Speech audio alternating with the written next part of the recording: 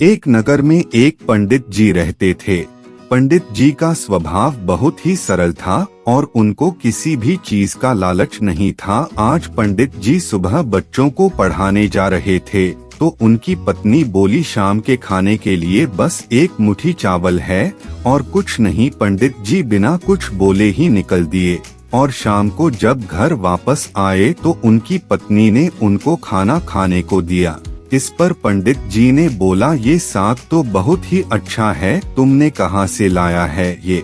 इस पर उनकी पत्नी ने बोला, आज सुबह जब मैंने आपसे पूछा कि घर में बस एक मुट्ठी चावल है तो आपने इमली के पेड़ की तरफ जब देखा तभी मैं समझ गई थी और मैंने इमली का साग बनाया है। इस पर पंडित जी ने कहा, अब तो हमको भोजन की कोई चिंता करने की जरूरत ही नहीं है।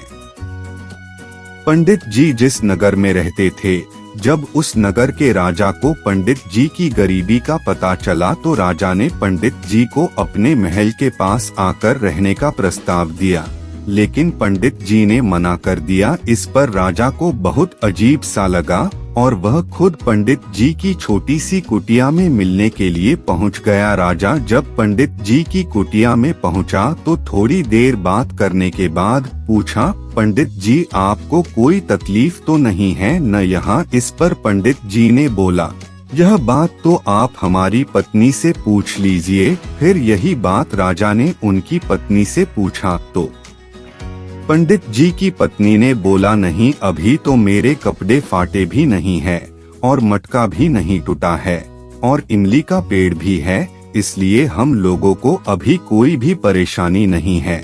हम दोनों लोग बहुत ही काम चीजों में ही बहुत ही खुश रहते हैं। यह बात सुनकर राज बहुत ही खुश हुआ और उन दोनों लोगों को प्रणाम करके अपने राज्य वापस चला गया।